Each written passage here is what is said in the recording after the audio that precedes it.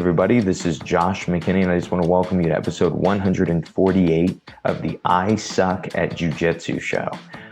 Back-to-back weeks, I have interviews for you guys. It's been a while since I've been doing any interviews, and now I actually have this one and 3 more that will all be Chicago area based grapplers or coaches. And so the first one I'm really excited to share with you guys is with one of the heads of my affiliation TAC team, and it's Mark Vives. He is returning to the show. He's been here before. I did a really, really good episode. I had actually a really powerful episode. We get to talk a lot more routine and a lot of other ideas in this episode, and a lot of the things that I think that there are to kind of take away from Mark Vives, things that he does better than almost anybody in the world.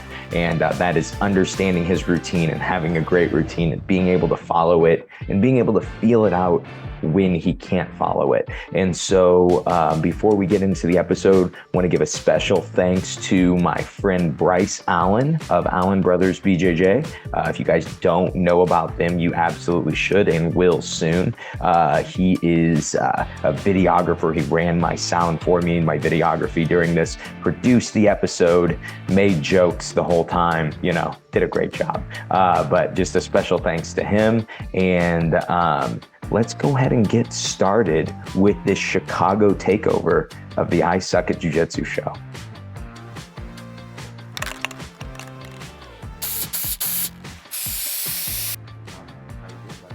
Doing well. I'm good.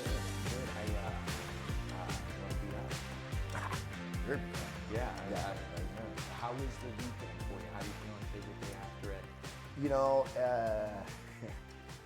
It's tough. I mean, as you know, like Masters competitor, competing in the same tournament, 2-day tournament, and coaching 2 extremely long days. Mm-hmm. You're going start to finish. I think the first day was crazy too for me because my opponent didn't show up in the semis. Unfortunately, he had a family thing, which completely took precedence, and so I didn't know that he wasn't going to show up. So of course you warm up and everything like that. You put yourself through paces. And I believe I was competing like at 1. That's correct, at 1. So it's not like sometimes it's fortunate for me where I get to compete like first right off the bat, which is awesome, and then you just kind of like you chill out, go to the podium, and then you sit there and just coach the rest of the day, and then just wait for your open, and that's it. But for me, it was so weird because I had to get there. The first day was there at 9 o'clock, a little bit before 9. Coached until about 11 o'clock. Started warming up. Found out that my opponent no-showed.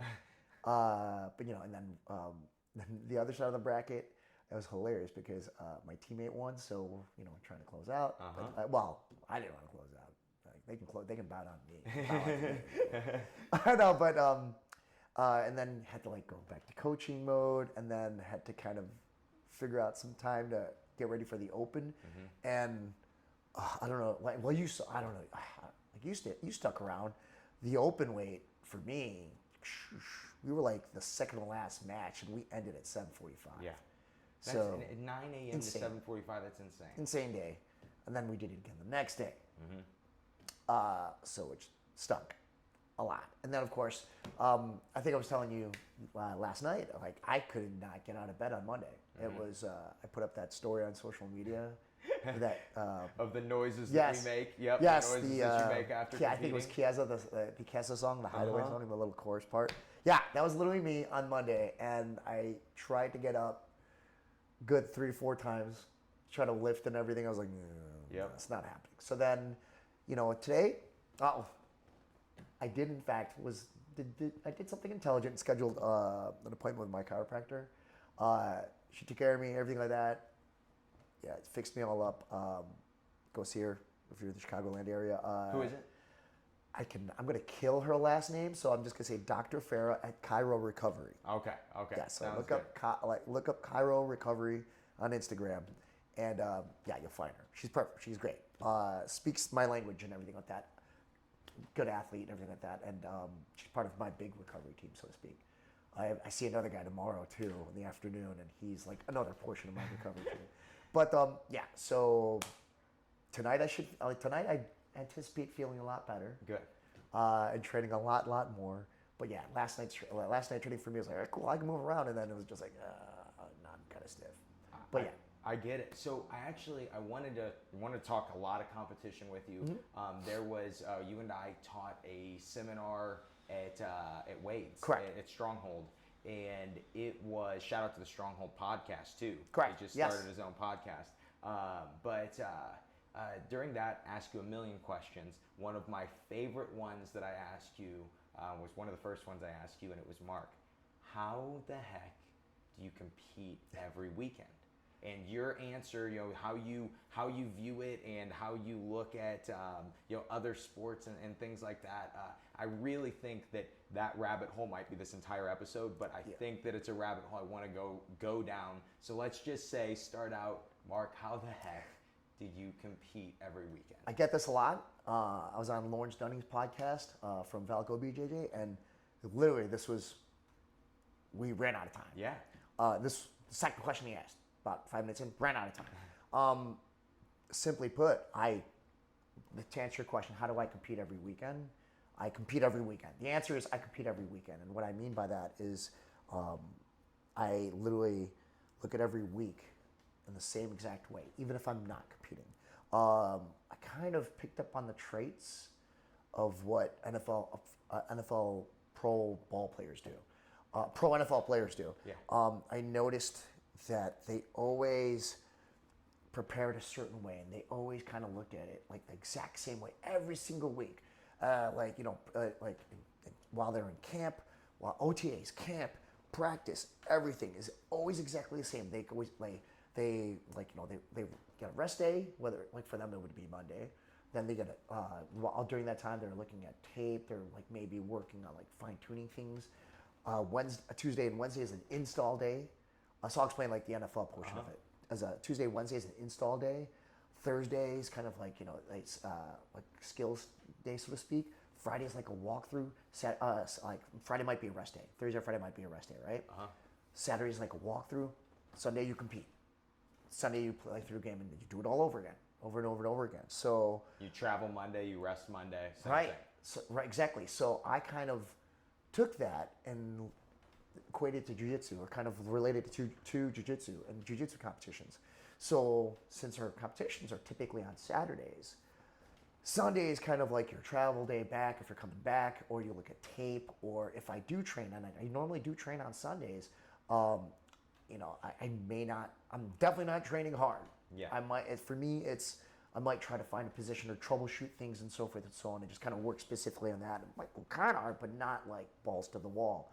If I was competing, it is an active rest day, for lack of better terms. Yeah. Monday and Tuesday, heavy lifting days for me, and they're install days. That's where the work gets done. Like you really, really get a lot of work done. When you say work, what do you mean? I'll be focusing a lot on positional sparring. I'll spar hard. Usually Tuesday, I will spar extremely hard. Okay. So here's I'll kind of break it down a little bit more in a second. Just general overview. Okay. Wednesday's usually a rest day for me. Kind of like the let's just have fun active rest day. It's also like nogi day for me too. So I just kind of try to giggle and laugh and try to get at everyone's legs and try to break them and stuff. But I always take like Wednesday night off as much as humanly possible, if I can. Thursday for me is just fine tuning day. It is basically, think of it as a walkthrough. During the morning, I'll just usually drill, put myself in positions. I'll drill while I spar. Yep. Because I'll teach a class usually, and then during the sparring sessions and stuff, I will actually put myself in positions, like force myself to play certain positions and kind of just like drill that. Think of it as like, again, relating it to football, drilling very specific things, goal line offense, special teams, whatever you want to call it, something like that. And then Friday, rest day, or travel day, if you will. Saturday, compete. Now, even if I'm not competing, I'm an open mat, and I'll flat out sit there and tell the toughest guys in the room, and our open mat's always nuts. There's anywhere between at least 50 people in there, and sometimes you get like 90 people in there, and some people from all different schools and everything will come in, a whole bunch of black belts. I can honestly sit there and tell you, for like this whole year, we've had at least bare minimum, a dozen black belts in there, and we're all trying to kill each other. So I'll literally just grab, it's picking the litter. I'm like, I'll just grab it. Before you leave, I need a round. Before you leave, I need a round. Before you need leave, I need a round. Our open mat's like 2 hours long, maybe a little bit longer. Just depends when we're all done. So I'll warm up the first half hour open mat, take a couple of rounds off. And then at that point, it was just the people I lined up. Okay, you're my first round. You're my second round. You're my third round. You're my semifinal. You're my final. Let's go. And then after that, once I hit that number, whatever number I want, at that point, it's just like, now it's just fun time. I'm just going to drill if I have the juice left. What is that number based off of? So I base that number I base that number on the big tournament that's coming up for me. Yeah. And the maximum amount of matches that I could potentially have. For example, World Masters, as of this morning, 43 competitors. Okay. So, assuming I don't get the bye, 6 matches. So for me, I'm fighting. It's really common for Mark Vivas to not get the bye, you know? Well, I never assume you get the bye, right? But, I always prep for that extra match. So 6 matches. So I will sit there, warm up, 2 or 3 rounds, just whatever on open mat, do them like back to back to back, whatever. Take a round or 2 off. At that point, my tournament started. Now, because the rounds are, it's just naturally just going rounds and stuff, right? I will, and everyone's always usually rolling. Yeah. I might do like 2 rounds back to back with those guys that I kind of sequestered, if you will. I basically kind of called out, for lack of better terms. Like, Josh, Bryce, all right, you 2 guys, don't leave. Make sure you do not leave. We're definitely going to be rolling, and we're going to go. Okay. So, like, all right, go there. I'll probably take a round off, do another 2, round off, do another, do what I need to do until I'm basically done, until I hit whatever number I want to hit. And it feels competitive. It feels like a tournament because in a tournament you do get time off in Exactly, matches. a little bit.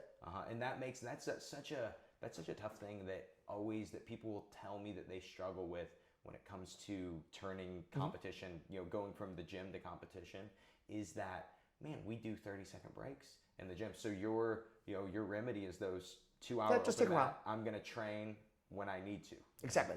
Like when I need to, and I will always make sure. Sometimes if you go back to back, and I mean, it depends on who's there and if someone is like a little injured and so forth and so on and what. And I know that there's other people in my gym, other members in my gym that follow the exact same thing. They have their own, for lack of a better term, agenda or syllabus, if you want to call it, that they're list, the hit list, if you will, on at an open mat that they're trying to hit. So they just to make sure that if there's someone that I'm looking for, let's just say, for example, I know that I'm going to be competing against someone that has your game, I will make sure that you take a round off before we go. And I'll take a round off too. I'm like, okay, all right, cool. I just finished a round and I got you. I saw you just finished a round. Like, we're taking this round off and we're going next round after that. And we're good to go. So I try to kind of time it like that if I can. How long have you been following this routine? Since knee surgery. Since 2014, 2015. And so what I guess that's 7 years. What would you say has changed the most about, because it's not like you didn't compete before then. Correct. But what has changed the most in, not your results, but just your feel of competition? Is there any big changes since you've been following this routine? Well, a couple things actually. So let me kind of take a little bit step back. In 2013, I completely tore up my knee. It was just, put it this way, the surgeon looked at it, looked at everything, and he actually, at my post-op was hilarious because he's just like, okay, so it's just this ligament, we're going to go in and repair it and stuff, and we'll take a look at everything else. That surgery was supposed to be basically just under 3 hours. That was a 7-hour surgery. I remember I was coming to, and you know how, well, I don't know if you've ever had any surgery done, but everyone says this too. When you first come back or come to, everyone's thirsty. Like, you're completely thirsty. I'm like, I need water. Yeah. And, you're raspy and everything. I need water. Like, no. Because you're intubated and everything, right? I need water. And they're like, no, you can't drink water, but we can give you ice. And I'm like, okay, whatever. So you're just munching on ice the whole time. So I'm coming to, and my surgeon is right in front of me. He says so surgery went well. I mean, it was successful. We did it. We fixed everything. And I was like, I'm just chomping on ice the whole time. Like, I don't hear anything you're saying because I'm chomping ice so loud. And then he told me, yeah, so surgery was supposed to be 3 hours. It was 7 hours. and we found some stuff, and we fixed everything. And I'm like, okay. And I remember getting wheeled out, like, to go home. And I'm like, it was daytime. And now it's like, I finally look at my watch. I'm like, what? Like, what is going on? It's 9 p.m. Like, there's no one around. I'm like, it's just pitch black dark and like, whatever. I'm like, whatever. Anyways, post-op was like, and that was surgery took place on Friday. Post-op was Monday. And that's what he told me. He's just like, yeah, I have no idea how your knee was holding together. Like, you had one ligament that we didn't touch. That was it.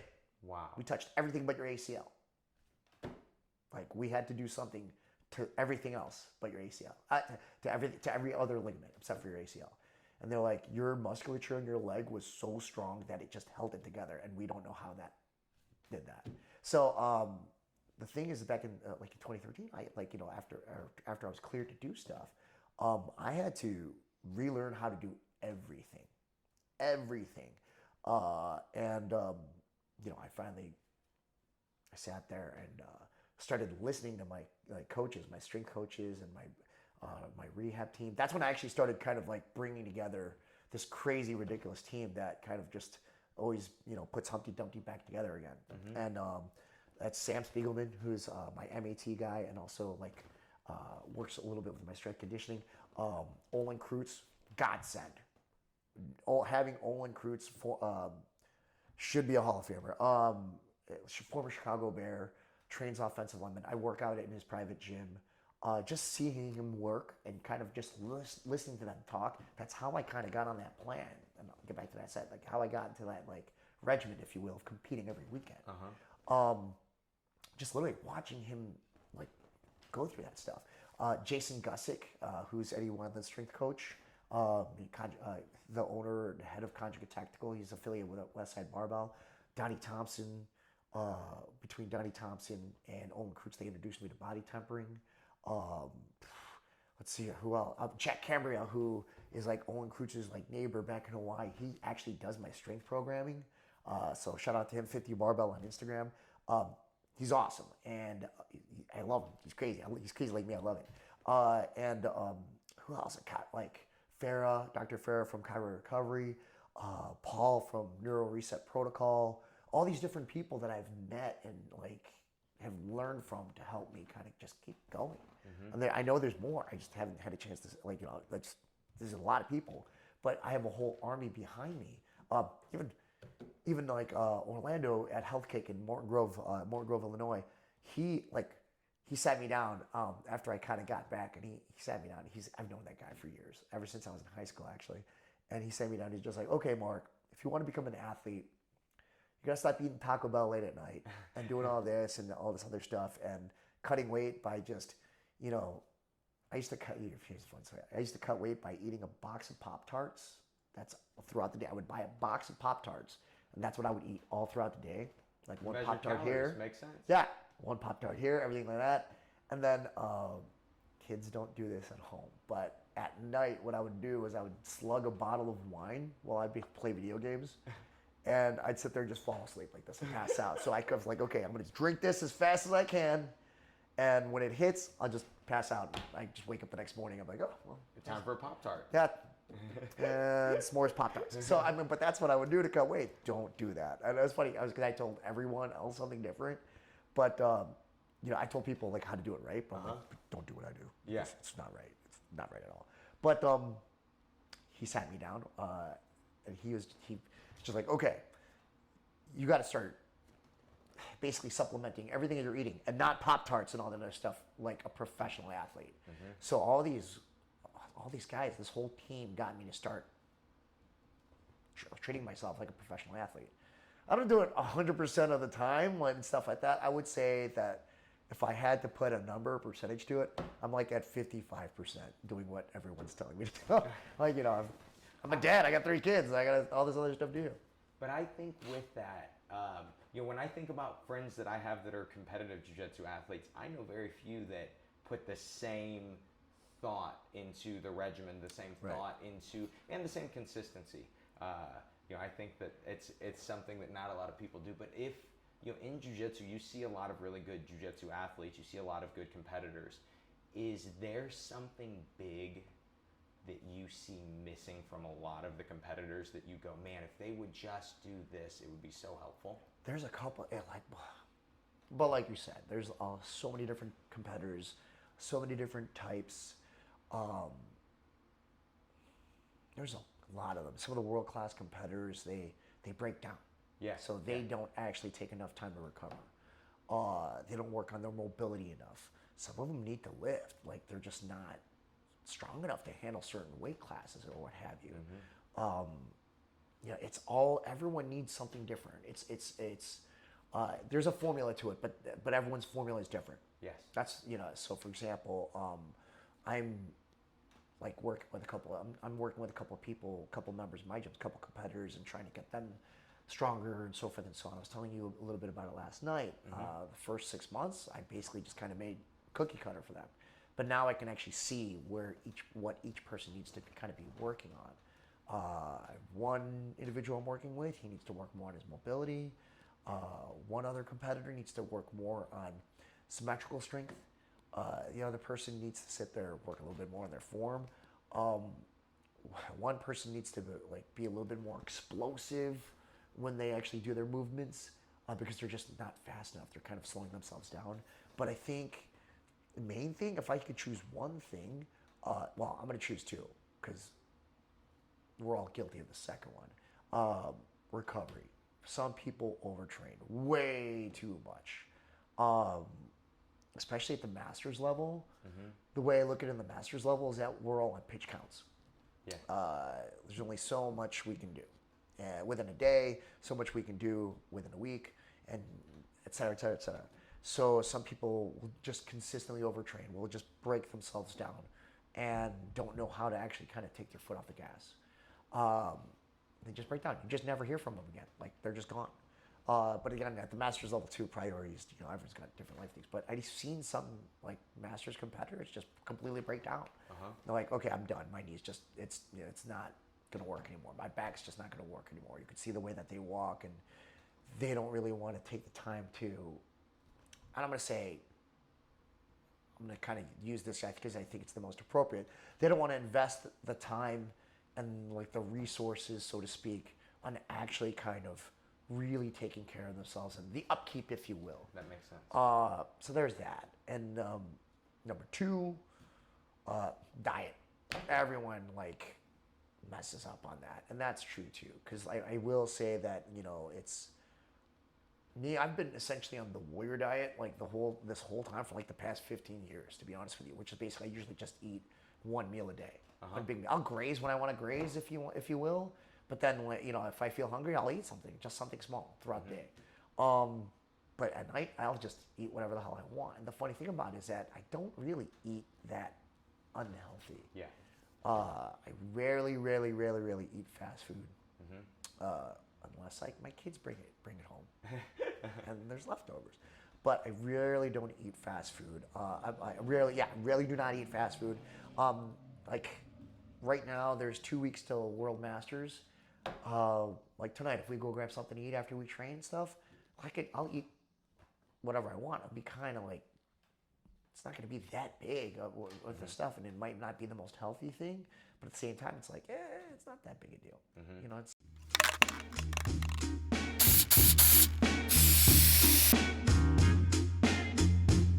Hey guys, Josh here. I just wanted to interrupt this podcast with actually some bad news. I have good news, but I have bad news. And the bad news is our brand new instructional How to Learn Jiu-Jitsu is only going to be available until September 1st. On September 1st, we are putting it back into the vault. That will allow us to add more content to it and bring it back eventually. And we will bring it back, but it will not be available for purchase after September 1st. So if you want to check out How to Learn Jiu-Jitsu, this instructional by myself and my dad, where we look at all these different training methods that we have discovered over the last 15 years of training together, and we take you through an actual training session of ours and show you exactly how we progress at Jiu-Jitsu and exactly how we train Jiu-Jitsu.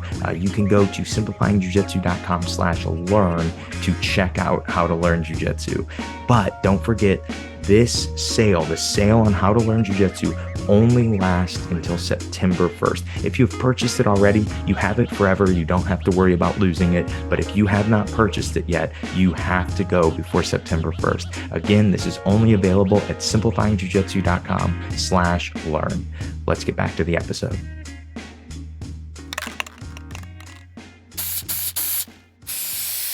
It's really not that. My body is feeding for that, so I'll eat it. It's not a big deal. And something I found, because we talked, it's been a few months now since we've talked about just having a program, having a routine, Right. and I've been applying it a lot to my training and the way I look at jiu-jitsu. But something that I've noticed is, obviously I was trying to cut a weight class too, so that is a big reason. But your diet naturally starts to clean up because you go, man, I have to train tomorrow morning.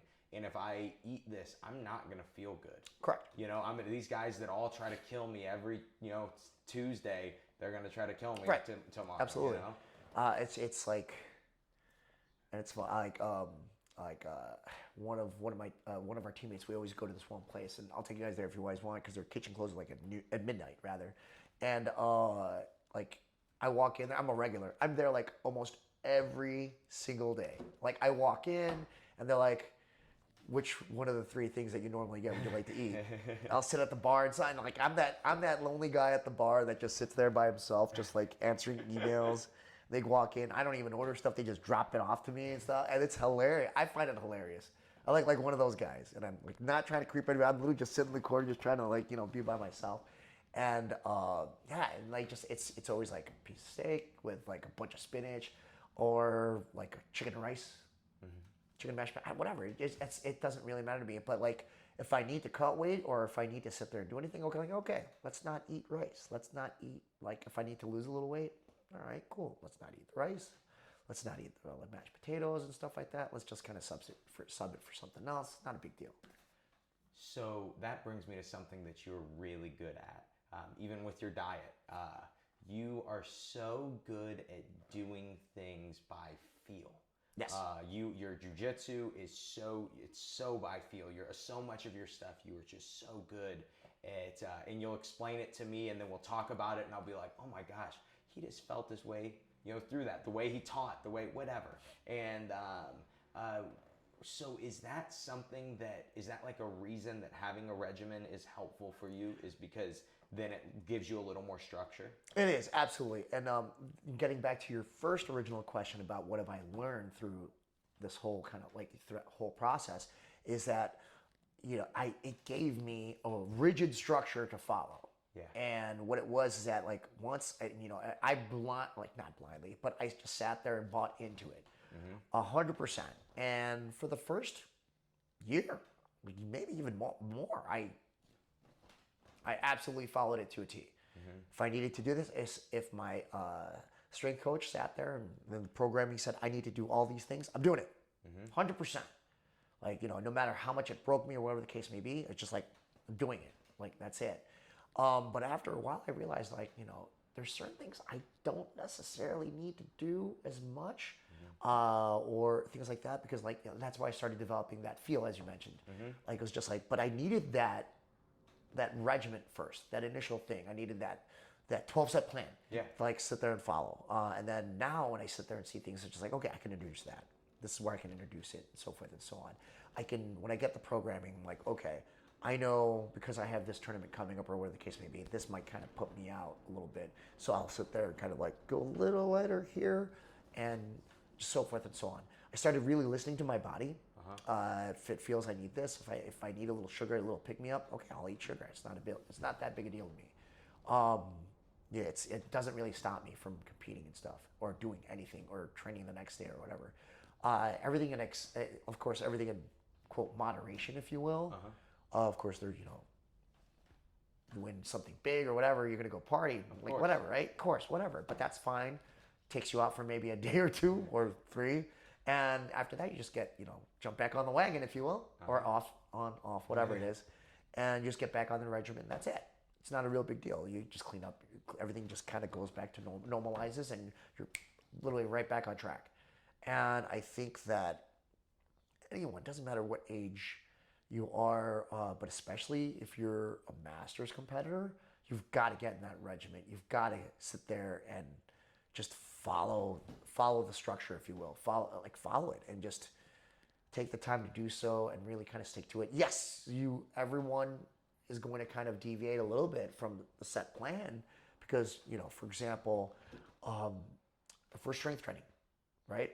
Okay, cool. Or for even if you just come up with a drill plan, if you will, for jiu-jitsu. All right, I need to work passing and stuff, but you're already a good passer. Okay, well, go work something else. This is what it is. It's not that, it's just going to eventually kind of get to that. So that's the biggest thing that I've learned. And I think that through doing that for so many years and kind of really sticking to it, it's allowed me to be like, okay, I can peel off a little bit here. I can do this. I can do that. I just need to turn this on here. For example, I was telling you last night too. Here's another thing. I train Nogi once, maybe twice a week, if that, right? And if I'm prepping for something for Nogi, I will just drop the gi for a couple weeks, just focus on it for like a week. I remember, this one time I took second at Nogi Worlds, Master 2. And I recall I was spending like a week with John Gutta. And I was over there. And then literally I just signed up on the last day for Nogi Worlds. And we were just joking around. The very next morning I go to John, well, it looks like I'm doing Nogi Worlds with you guys and stuff. So I'm doing Nogi Worlds. I might want to put down the gi.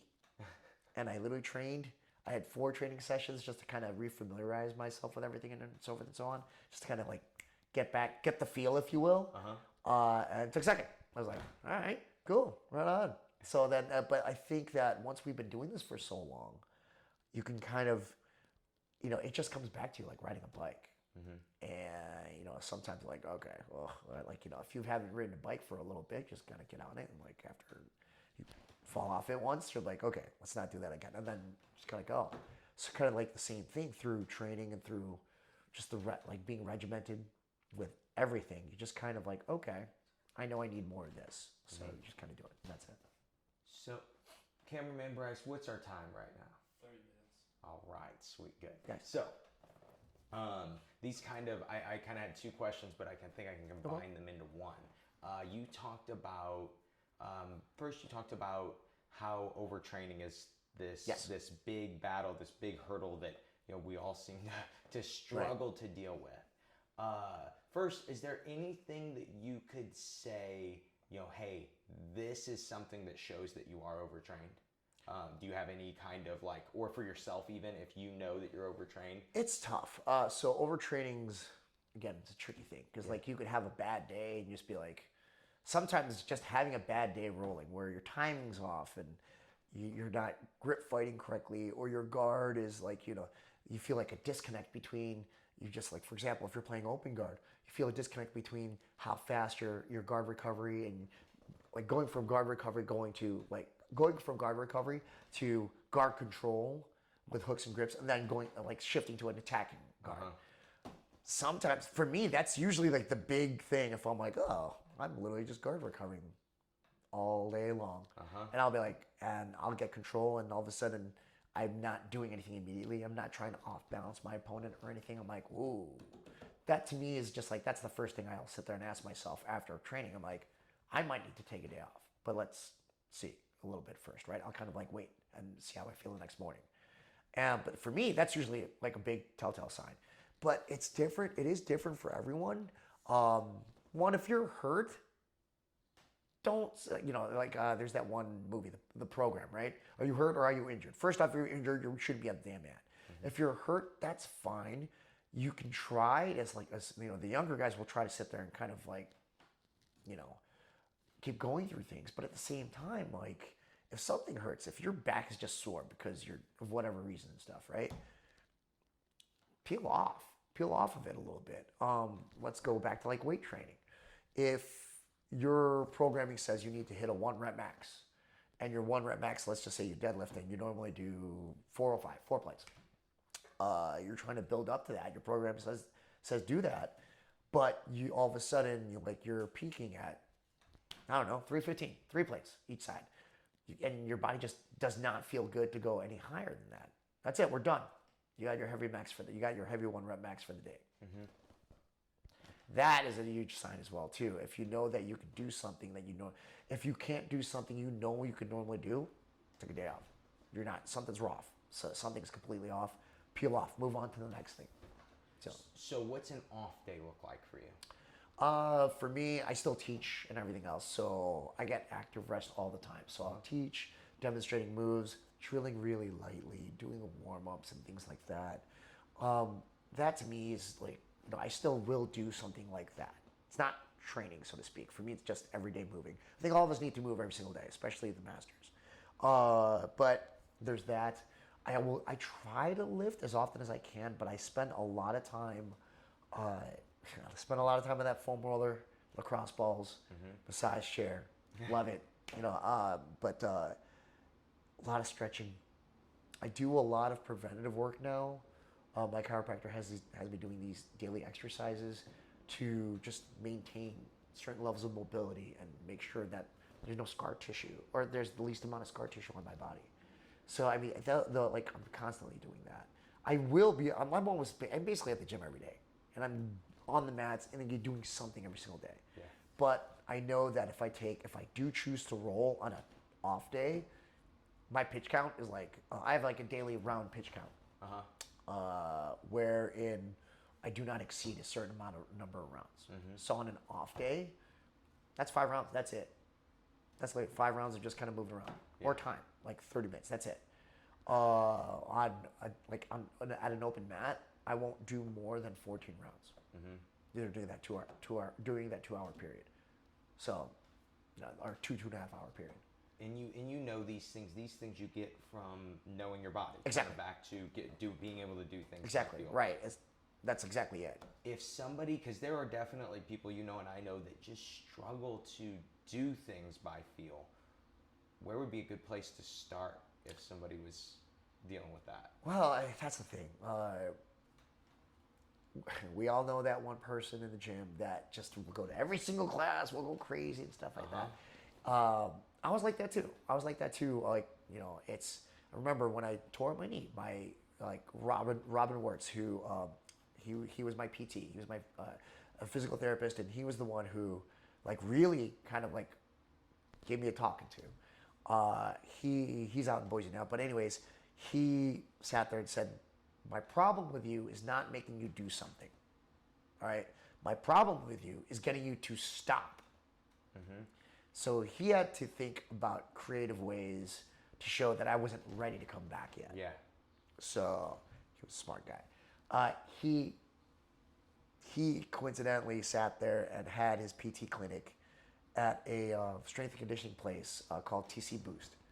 And it just so happened to be that time of year where everyone was getting ready for the NFL Combine. And he would have me do drills that NFL players would do as well too, on field turf, and do this and everything like that. He just threw out the normal recovery plan, the PT plan, and he made me do this. And it was funny because he would just yell at me. He's just like, Mark, stop trying to get drafted. You will never get drafted. So stop trying to compete with the college graduates. It's not happening. Don't do it. So that's the tough one. When you encounter someone like that who just won't stop, they won't tell you how tired they are, and they just keep going. Yeah. Those are the people who usually sit there and kind of have it in their head with, I can't take a rest because my competition's not resting. I get that. I'm crazy too. But those are the hard ones to spot. It's because you almost have to kind of roll with them almost every single round. Yeah. And when they feel the drop off, when you feel something go wrong, okay, why are you feeling like that in the third round, during sparring? Yeah. An hour-long sparring session. There's something wrong. Sit down, you're done for the day. I've been fortunate enough to catch some of my competitors like that. I'll be rolling them. I'm like, you are not feeling right. What's wrong? Man, I feel like this. Sit down, you're done. You're done. And I don't want to see you until whatever. Yeah. I don't want to see you tomorrow. I'll see you maybe the day after until you're fine. Yeah. Maybe you're dehydrated, whatever. one of our mutual friends and one of our members, Han. Uh-huh.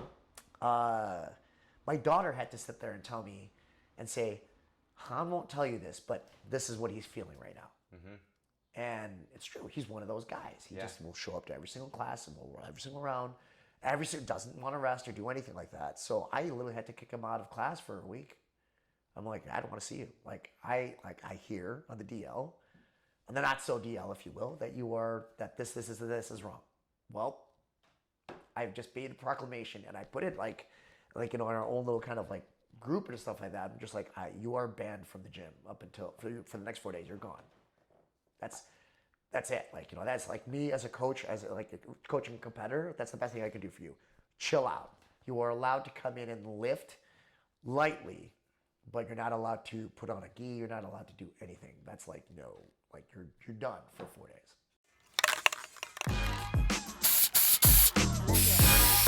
Hey guys, Josh here. Just wanted to interrupt the podcast really quick and tell you about something really exciting that we have going on at simplifyingjujitsu.com.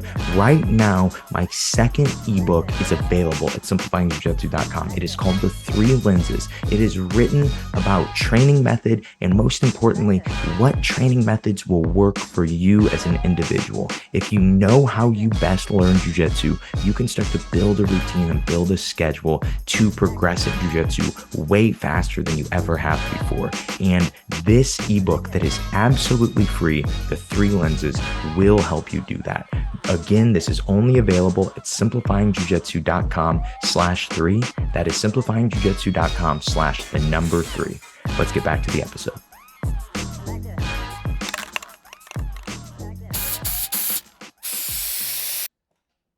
So how, I guess, if you don't have that coach that tells you that, is there a way to identify it in yourself? And is it just going to be, hey, I can usually do this, it's not working? Or is it going That's the best way, I think. Yeah. That's the best way. But the thing is that's another thing too. You need to you need to keep track of everything. You need to kind of record and keep benchmarks, if you will, of what you're capable of doing. Again, taking it back to lifting, strength training.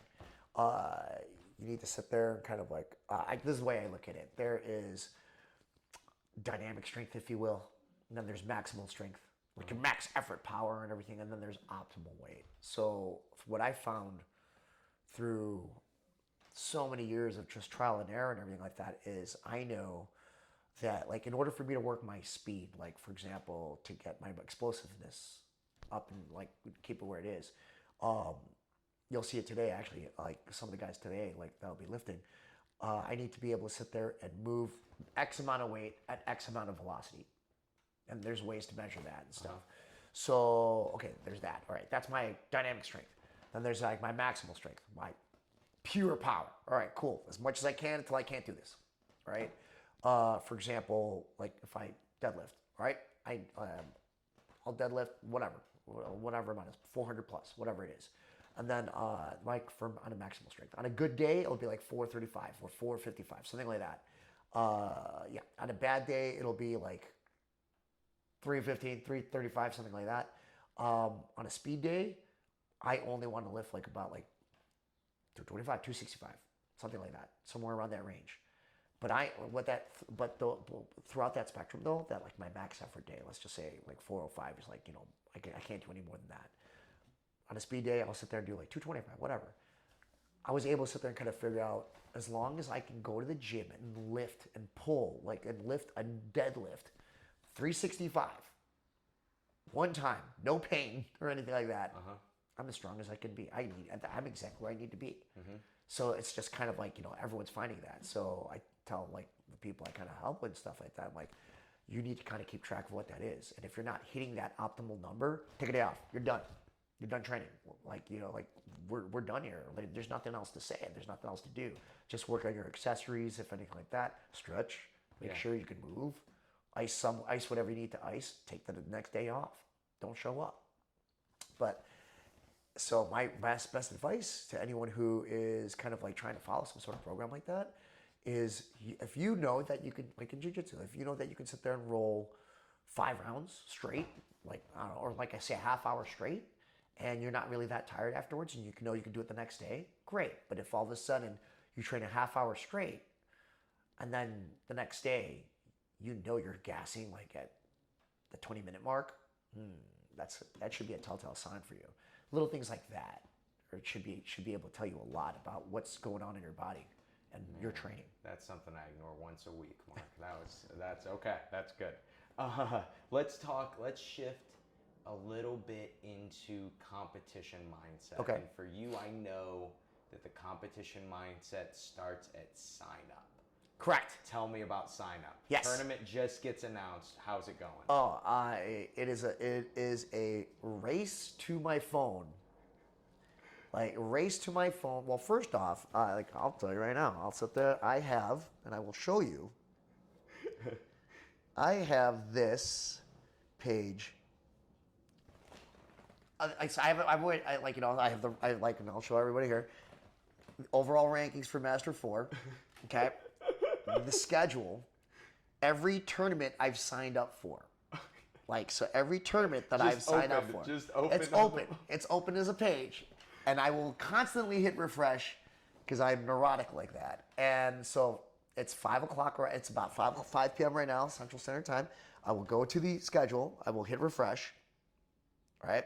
So then you just scroll down and right now, early this morning while I was, using the facilities, if you will, I saw that Charleston opened up and I was tempted to register for it, but it's Halloween weekend and I've got things to do and stuff like that during Halloween. But I will sit there and I will immediately just look and see what's open. And if I see that, I saw that this morning. That's what it is, right? And you were saying, you know what? I could do Charleston. It's for me. I just already sit there, will click on it, and it'll just be a race to sit there and sign up as fast as humanly possible. In the great words of the philosopher Ricky Bobby, you're either first or last. So I'm competing with everyone else out there to be the first person to sign up at that tournament. Sometimes I lose. Has anybody ever commonly beat you? No. Okay. No. No repeat offenders. No repeat offenders. Han tries to. Oh, yeah. But he tries his best. He's a thorn in the side, man. I know. He just sounds... No, I love Han. But I'm sorry. But I will sit there, and if I can't be the first one to sign up for the tournament overall, sometimes it's just some random Master 3 blue belt or something like that, right? Random, right? I definitely try to be the first black belt, and I definitely try to be the first Master 4 black belt. And to me, I try to claim the division. I try to sit there and put my flag in the country and just be like, okay, this is now my country. This is now my division. All of you, move out of it. Or if you choose to sit there and sign up for it, we're going to go. They're choosing to fight you. Exactly. They made a choice. They made a choice. So it's almost like a personal slap in your face. But that's the way I was raised. That's the way I was just bred and stuff. So that's how competitive I am. But to me, that puts me in the mindset already. I'm like, I've committed to it. Yeah. And within the next 24 hours, I'll have my hotel booked. I'll have my flight already done. Car, if I need a car, it's all taken care of. I'm like, I'm done. No thought into it. No thought. No thought in any way, shape, or form. I'm committed. I'm 100% sold on it. It's now time for me to put my mindset. I'm like, okay, this is a tournament I'm doing. If I'm doing a tournament right after that, I'm doing another one. Boom, boom, boom. That's my season, if you will. And I am literally just going right through it and just kind of just trucking through everything. And so then you go from that's your mindset now. Let's say you're at the venue. Where's your mindset at? You just get there. Where's your mindset at? If you just get there, it's funny. I always tell everyone, first when you get there, you're pretty relaxed and stuff like that. You go in there and I gotta do my social walk. You gotta shake everyone. You gotta kiss the babies and shake the hands and stuff like that. Say hi to people and everything. So you do all that. It's usually fine. But even before that, though, it's pretty. Okay, I'm so superstitious. I'm ridiculously so superstitious. So my routine, then the night before is exactly the same. Morning of, exactly the same. Play the same playlist. Driving to the venue or getting to the venue. Once I get to the venue, I'm actually pretty chill. I'm whatever, just whatever, right? But it's then when it comes time to sit there and start getting ready for division, it's just okay, it's ultra focus time. It's get back to the regiment, get back to the structure, and it takes a while. That I actually tell the competitors too. It takes a while to kind of find a structure that works for you. Yeah. to get ready, to warm up. Me being on the older side, Master 4, like, my warm-up time is only getting longer. I need to do a lot more just to prepare my body to go to war, so to speak, to get into a battle or get into a fight. But it's pretty consistent. My warm-up routine is very, very consistent. And to me, when I warm up, I'm done warming up and everything like that. To me, it is the real kind of narrowing, if you will, the real focusing time is me walking to the actual bullpen, walking to check in. That to me is like, okay, there's really no going back now. So you're not even in your warm up. You're just warming up. Yeah. You're not. I stay strict on that warm. I stay to plan, so to speak. Yeah. So everything's like timed for me. And so you're not thinking about your first opponent still. You're not thinking about that time's already done. That time's already done. So for me, it is all again the superstitious kind of person in me. I have a playlist that literally, it's funny. I have a at-home playlist when I'm at the Chicago Open or what have you, where I know I'm going to be coaching. It's like a faster, condensed version. And then I have a playlist, which is like my road playlist, where I can really take my time to do whatever the hell I want to do.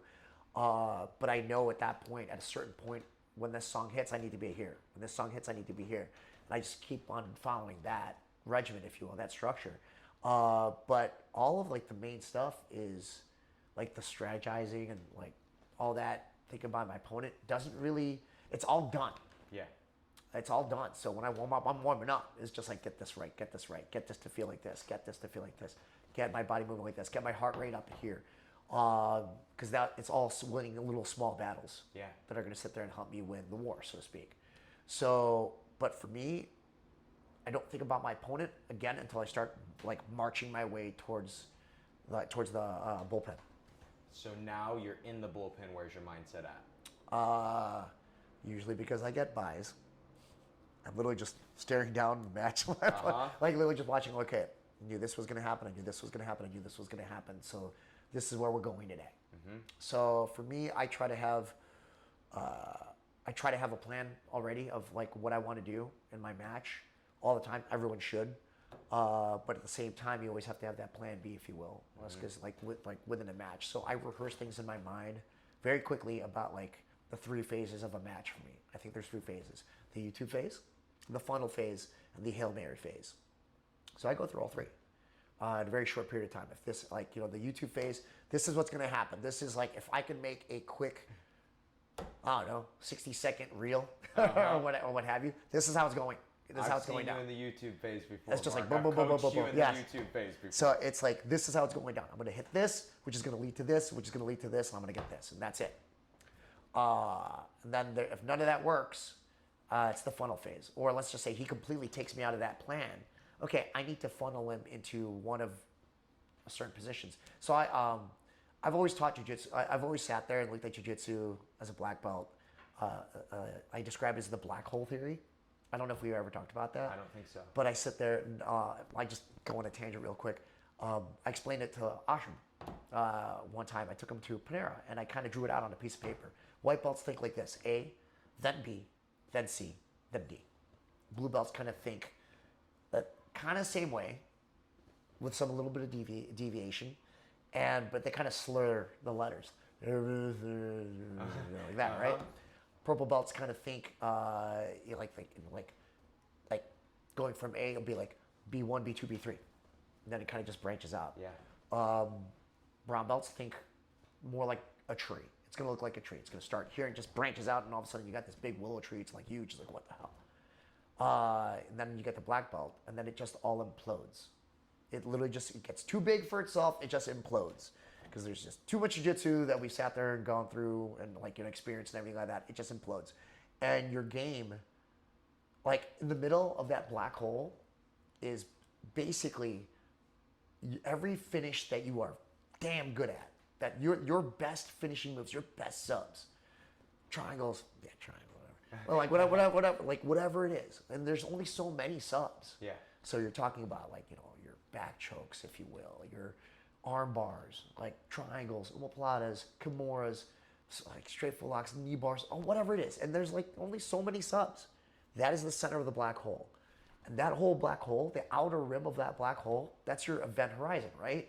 So all it is your game is that black hole. So think of it as a guard.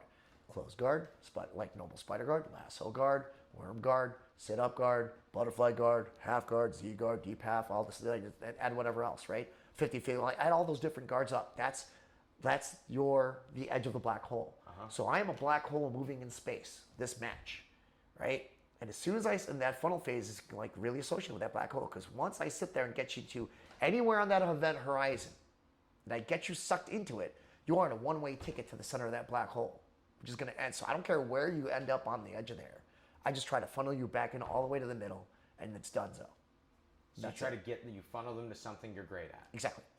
That's so like, actually, all I need to do is during the middle of the match and stuff. Let's just say, for example, let's just say I like to be on top, and I want to like focus on passing, but then all of a sudden, like I get taken down. I'm like, okay, whoa, this is weird. Okay, so then now I have to sit there and kind of, if that black hole is like say my guard game, if I can just get you into one of these positions that I feel ultra comfortable at, let's just say lasso, boom, I get you in a lasso, boom, got it, cool. Now at that point here, you're going to be struggling to get out of the event horizon of the black hole, right? But no, if I keep you in there, and now I just start transitioning slowly into all these other things, like maybe we jump in here, but we're getting closer and closer to the center of the black hole, which, is your demise. So that's kind of like how I look at it, that funnel phase. Okay. So I just try to kind of like get my opponent into something I really like to do, and at that point, like, okay, let's wear you down till we get to the middle.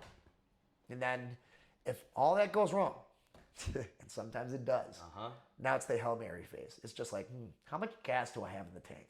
Yeah. Empty it. Full send. Yeah. Go. Just go and stuff. It's, that's sometimes if you're losing, maybe if you're winning and you just want to go for the sub, go for the finish. And you're just, hey, let's try to get back to the highlight reel and stuff like the YouTube phase. All right, cool. Just full send. Hail Mary. If it's the last, if you're up and all of a sudden it's the last match, it's the finals of say like, pans and stuff. All right, cool. We got 30 seconds left. Just go full send, Hail Mary. Just start sending stuff out there and see what happens. At that point, just don't do anything stupid. But like, just full send. Go for it. But those to me are the three phases within every single match.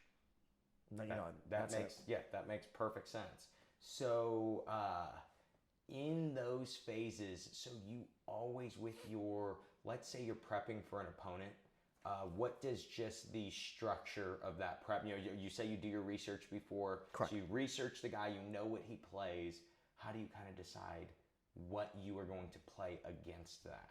So it depends. There's so many great competitors out there now. Sometimes, like for example, if I'm going up against someone with a good like close guard, okay, like all right, cool. Well, I'm gonna put myself in close guard and the best close guard players that we have in the gym and that I can find out there, and just try to work my way out there. Have a good plan. Sometimes it's just as simple as that, right?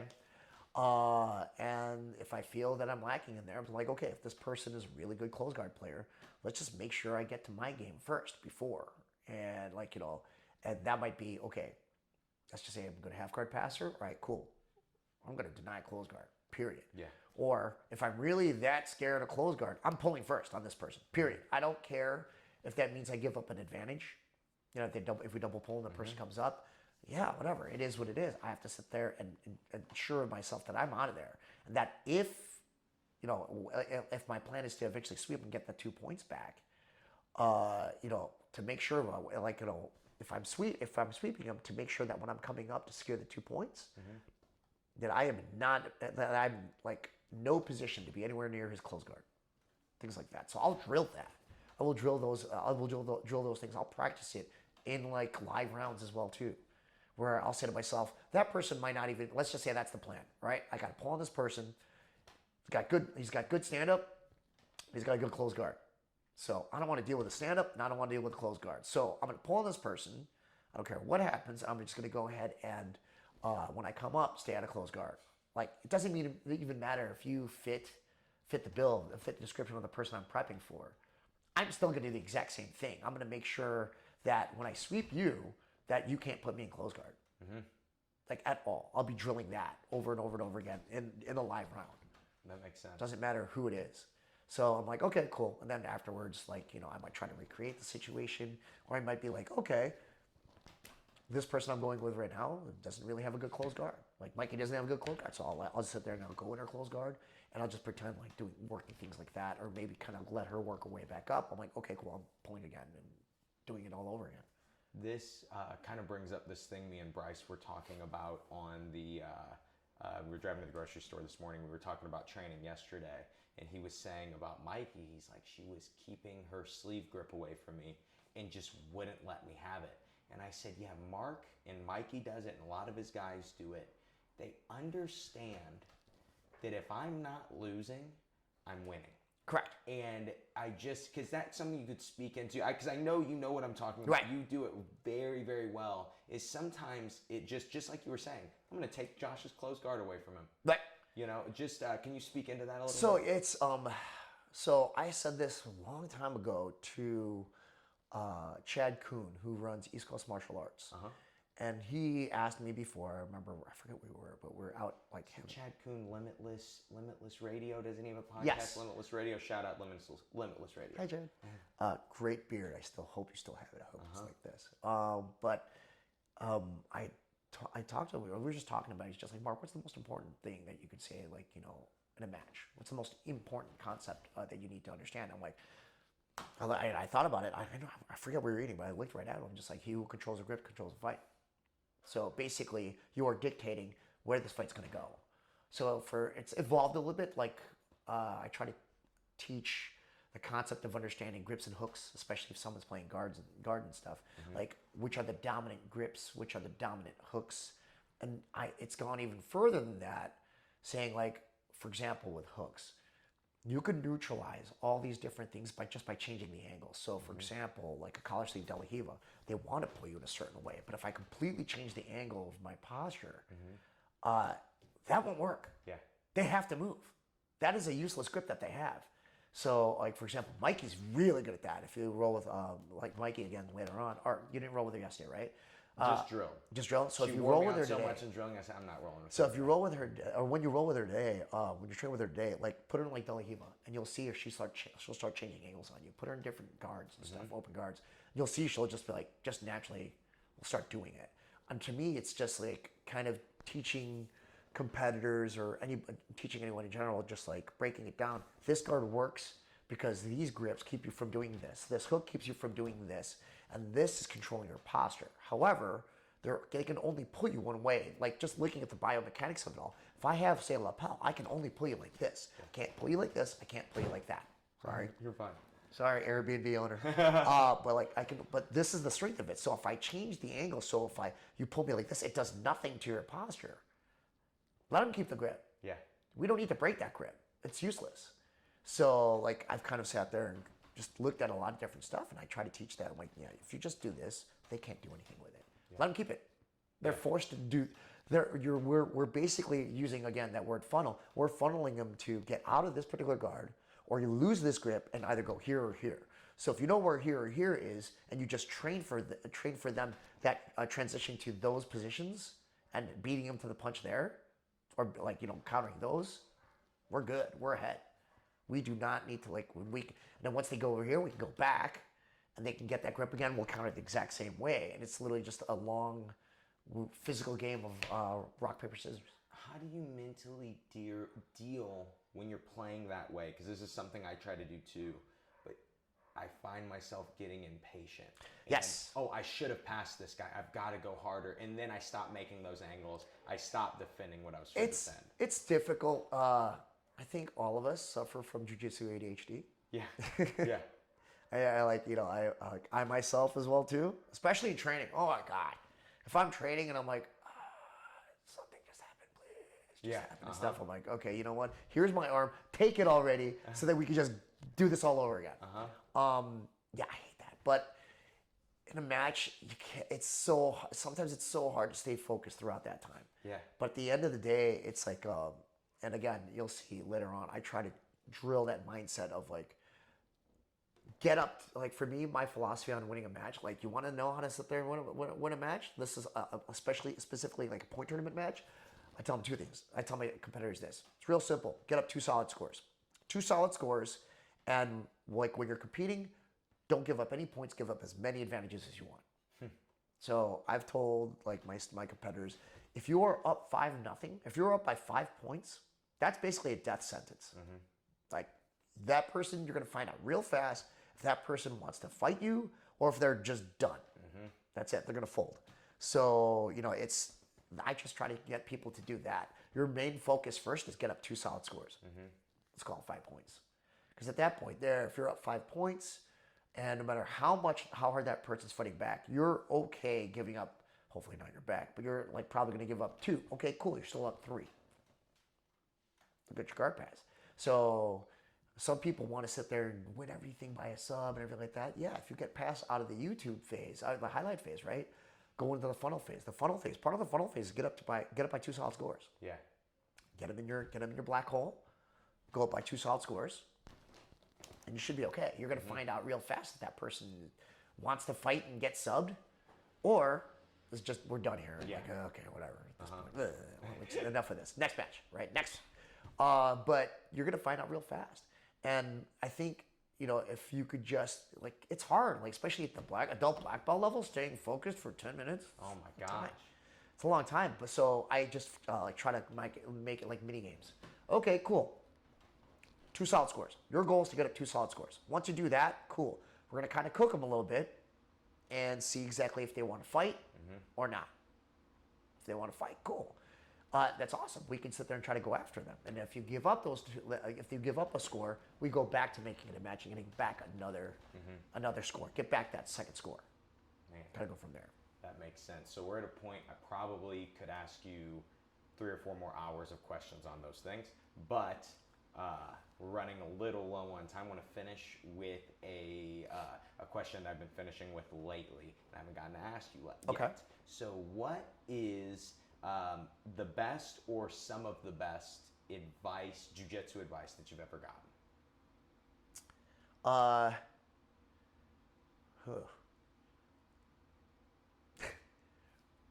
You don't have to do that, Mark. By a lot of people, it's just like, you don't have to do that. Why are you doing that? Just literally, that applies to so many things. Like so many things. The best advice, I would say, the best advice that I ever received, was from my older brother, also a black belt in jiu-jitsu. And he's it's completely, now I can relate it to so many other things. Yeah. But back then it was just related to something specific. He's just like, look, and my brother talks like me too and stuff. It's pretty funny. He's like, look, when we were growing up, all we ate were Big Macs. Wow, we love Big Macs. We love McDonald's. Just Big Macs. That's it. Like, and we were little kids.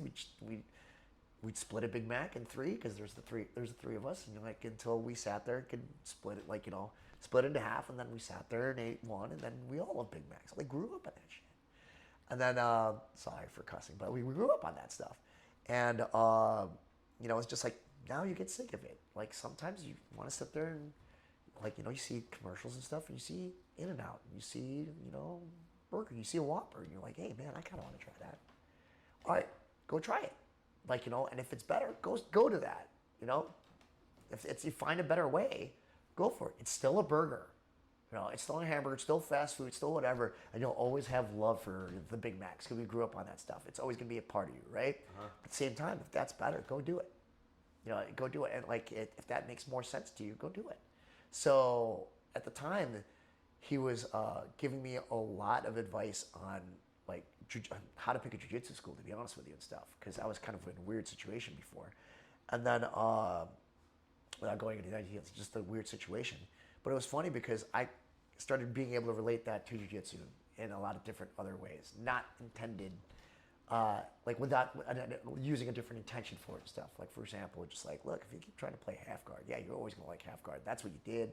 You won how many white belt titles, blue belt titles, all this other stuff and everything like that. But then, now you don't like it, then go switch to something else. It's not a big deal. Like, for me personally, it was just like, white belt, I never played close guard. I played spider guard and lasso, of all things, right? Go figure. Blue belt, I played close guard. I have too much jiu-jitsu ADHD for that. And I played butterfly guard, of all things. Purple belt, I played X guard, butterfly guard, X guard, and knee shield. That's it. brown belt, it was funny because I sat there and just played almost exclusively DPAF in competitions. And it was funny because, like, you know, I tried all these different things, but I was always like a lasso player. I was always like a De La Riva lasso player. And I became black belt and stuff. And then it was just like, oh man, my half guard doesn't work. DPAF sucks because all these guys like crush DPAF. And blah, blah, blah, this and blah, blah, that. And that was funny. It was just like, wait, I could go back to this. I'll always love all this other stuff. I can go back to this, go back to my Big Mac, if you will. But then every so often, let's, you know, dip into these other holes and stuff like that I was able to develop, and just kind of, now I just throw burgers out there and it's fun. I just eat burgers now. It's fun. It's delicious. That's very good advice. I really like that. Mark, is there anything you want to say to finish? No, just thanks for having me back on. Yeah, man. Yeah, it was fun. I'm still reeling from the Chicago Open and stuff, but like, yeah, I just can't wait to train, get back to work, focus now on World Masters and do what I got to do. We didn't talk about in the Chicago Open. We won the team title. Yes, we did. Not a bad feeling. Not a bad feeling. The Asian parent in me, the tiger dad in me, is just be like, good job. Okay, cool. You had your pizza. All right, cool. Just now, what are you going to do now? Stuff like that. Remember, we're Asian, not Bijan. We're Asian, not Bijan. What do we, honestly, how do you top the Chicago Open? You know, winning the gi title at Chicago Open four times. Yeah, now. 4 times now. It's I consistency. can only think of one way to top it. Oh, we gotta win a major as a team. We've got to win a major as a team. Absolutely. I think we gotta rally the troops. I think, and I think you think, we've had this conversation not on podcasts before. Correct. I think we're in striking distance. Do you agree with that? We are. It's just all about making sure that everyone, like, you know, we can all get everyone there at the same. We can all get everyone in the same tournament. We just all got to choose one and then just go get them. Yeah, man, and with the right focus, it's just been fun Correct. being a part of. Not that tag team is a newer team, but it's a revitalized team, right? Absolutely. And so Absolutely. being part of this, you know, experiencing it with you, being part of the same team after I came up fighting your guys. Right. You know, Kyle came up fighting you. Yeah, you know? that's so great. And so, and now we're all on the same team. That's like such an exciting feeling. Just to kind of finish, where do you see, if anywhere, do you see tag team kind of going? Do you think we can win a title? Absolutely. What do you think? Absolutely. As you mentioned, it's just a matter of just like directionally focusing things, so to speak, and just getting everyone on the same page. We all have. We're a big organization, and it's just it's just a matter of just like all of us just be like just setting one goal, just setting one team. Like, all right, guys, let's just do this, and this is what we're going to go for, and everyone's all on the same page, and we just do it and have fun with it. And that's the thing. Everyone's got to have fun with it, though. Everyone's just going to have fun with it, and we'll get it done. We're going to get it done sooner or later, and it'll be a blast. Because I mean, look at the Chicago Open. We were having a great time doing it and stuff like that. I like just having a loosey-goosey time trying to do this stuff. It's fun. It's jiu-jitsu. It's supposed to be fun. It is, and it's a really fun ride, and it becomes more fun doing it with the team. Correct. You know, when Absolutely. we were in the middle of COVID, you and I were going, and maybe you have 1 or 2 students. I have some of my students, and we're competing. It almost feels like in secret at these IBJJF tournaments. And you know, you built. That's kind of like our team started to build from that. There was more tag team guys each tournament, and we were going, wait a second, we're in Indianapolis going, hey, I think we could probably win this. Yeah, today. we didn't. That was so funny. We just sat there and we looked at the results like, is this really what we're seeing right now? Yeah. But like, yeah, and it was so like, all right, cool. Yeah, cool. And so just feeling that build, that was, you know, what, 6 months ago? Right. You know, that wasn't long ago. Feeling that build is really got me excited. It's got me excited for Master World. Yes, absolutely. Yeah, that's going to be fun. I think I'm going to share this podcast already, but I think if we waited 2 weeks, I would be putting in the title Master World's Champion. You know, Mark Vives on this one. I think 2022, I think that's what I'll be doing. So I got to sit there and get it done, so to speak. We will. We'll get it done. All right. Thank you for being on, Mark. Thank you, guys. Yeah, my pleasure, and it's a great honor to be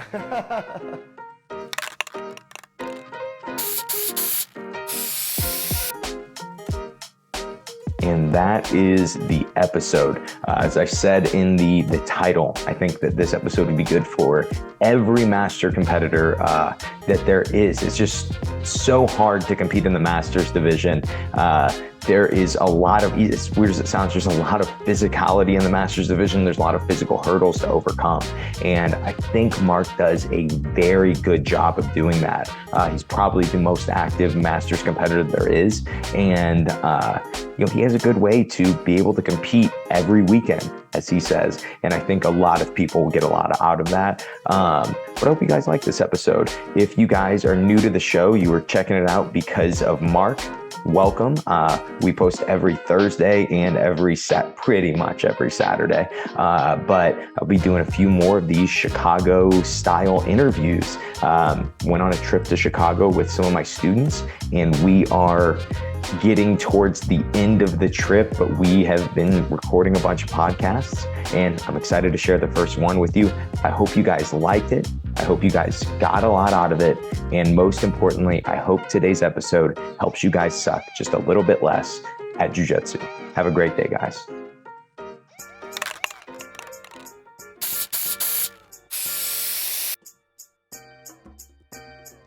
Hey guys, Josh here again. I noticed that the podcast is over, but you are still listening. So you might still be in search of some really good free content that the I Suck at Jiu-Jitsu show provides. So if that is the case, if you guys are looking for some solo episodes where you can learn more about efficiency and effectiveness in Jiu-Jitsu, I would highly recommend 2 episodes. The first is episode 111, and that is on blitzing. It's this idea of pacing that most people, even black belts, don't think about.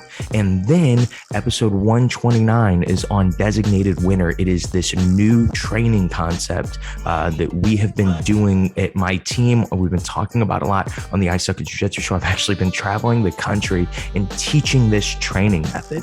And so as we continue to grow the show, I think that is going to be the episode that I push most people to. It's episode 129, designated winner, learning to master the flow. This is kind of the missing piece between drilling and flowing and positional sparring. You kind of get to combine all 3 of those things with designated winner and get the effects of all 3 of those things with designated winner. Also, if you guys are interested, if you're looking for some more deep dives into specific things in Jiu-Jitsu, you can always go to simplifyingjujitsu.com, where I have all of my instructionals, all of my dad's instructionals, and actually a few from my coach Kyle Watson, my friend Nick Sanders, John Prine, really some amazing black belts instructing you at simplifyingjujitsu.com. Also at simplifyingjujitsu.com, I have a free ebook for you guys. It is called The 3 Lenses. It is the 3 lenses that people look through to learn Jiu-Jitsu. Most of us only ever see or learn from one of the lenses. And simply by adding the extra perspective of the other 2, you will triple how quickly you get good at Jiu-Jitsu, especially how well you understand Jiu-Jitsu. And that is what this free ebook really provides, is a very good way for you to understand the language, understand what's happening, understanding why you are getting better, or more importantly, why you're not getting better. And you can use this free ebook and it will help you diagram what you want to, getting to the goals you want to get to. And so that is all I have for you guys. Make sure to check out Designated Winner. Make sure to check out everything that I have at simplifyingjujitsu.com, whether it is free or it is paid. You can also follow me on Instagram at the Josh McKinney. If you ever have any questions or comments, or you want to send a suggestion for a Suck Less Saturday episode, you can email me, josh@simplifyingjujitsu.com. I read all those emails. Sometimes they get repetitive, so I combine 5 or 6 emails to be a Suck Less Saturday episode. But keep those emails coming so I can keep producing great jiu-jitsu content, and I can keep hearing from the people who actually enjoy the show and want to keep hearing the jiu-jitsu content that I produce. Have a great day, guys. I hope this last little few minute clip helps you suck just a little bit less at jiu-jitsu. Have a great day.